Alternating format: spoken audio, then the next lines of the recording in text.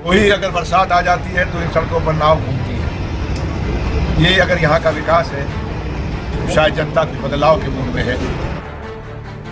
तो 20 साल में सांसद की कोई 20 काम बताओ तो शायद लोगों को मुश्किल हो जाएगी। हरियाणा में लोकसभा चुनाव को लेकर राजनीतिक दल के प्रत्याशियों का चुनाव प्रचार जोरों पर है। ऐसे में पिछले 3 साल से सभी राजनीतिक दल 9 जिले में सक्रिय रूप से प्रचार कर रहे हैं।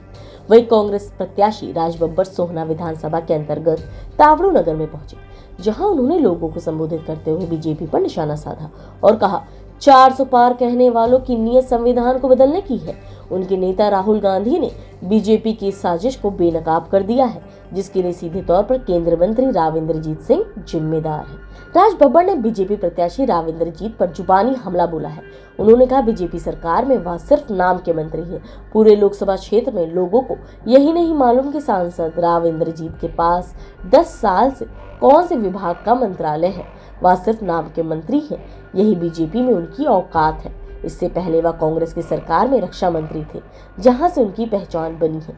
और ऐसा व्यक्ति जो आपके क्षेत्र की पहचान न बन सका, ऐसा व्यक्ति जो पार्टी के अंदर सम्मान न पा सका, जो कहता है कि मुझे इनका वोट नहीं चाहिए, तो वह लोकतंत्र में खड़ा होने के लायक नहीं है।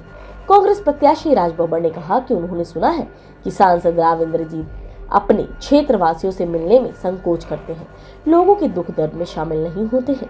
उन्होंने कहा उन्हें सभी का वोट और प्यार चाहिए।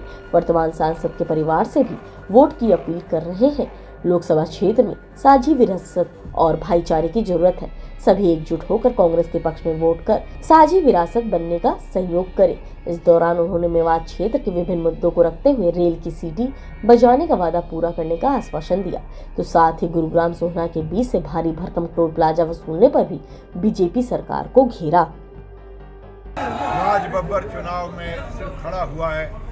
राज बब्बर चुनाव लड़ नहीं रहा है। लड़ तो यहाँ की जनता रही। जो जोश है, जिस तरह से उनके अंदर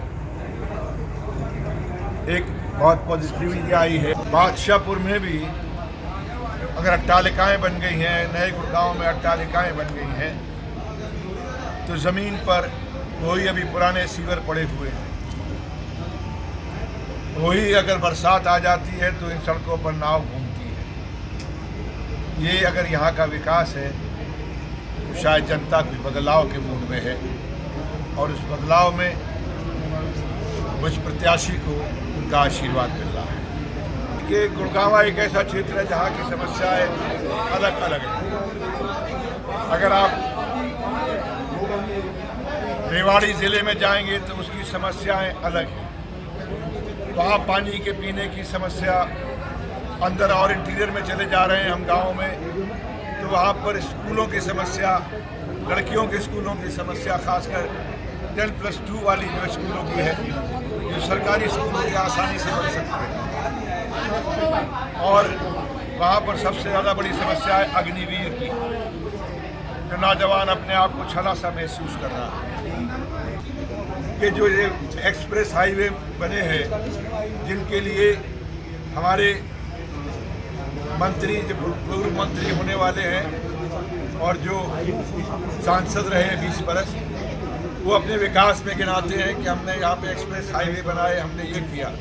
लेकिन दुर्भाग्यवश ये एक्सप्रेस हाईवे जो टोल है, इसके 2 टोल के अंदर जो शायद हिंदुस्तान में सबसे ज़्यादा पैसा लिया जाता है इस टोल में। गुड़गांव के अंदर तो दुर्भाग्य है कि गुड़गांव एक कॉन्स्टिट्यूंसी का नाम है, लेकिन यहाँ पर बस स्टैंड जो आज भी टूटा हुआ है, वो कह रहे वर्षों से टूटा बन नहीं रहा। यहाँ का जो जहाँ पर जो अस्पताल है वो टूटा हुआ है। यहाँ पर जो शीतला माता के मंदिर का जो एरिया वो टूटा हुआ है। ये कैसा विकास है? कौन से सरकार, कौन सी विकास? मुझे लगता है शायद अगर ये लोग बुझारत डाल दें, अगर ये हस्ताक्षरी करें कि बताओ 20 साल में सांसद के कोई 20 काम बताओ, तो शायद लोगों को मुश्किल हो जाएगी 20 काम बता दो। गुरुग्राम की हर खबर अपने मोबाइल पर पाने के लिए सब्सक्राइब कीजिए न्यूज़ 20 गुरुग्राम को। न्यूज़ चैनल की लेटेस्ट अपडेट पाने के लिए बेल आइकन को जरूर दबाएं।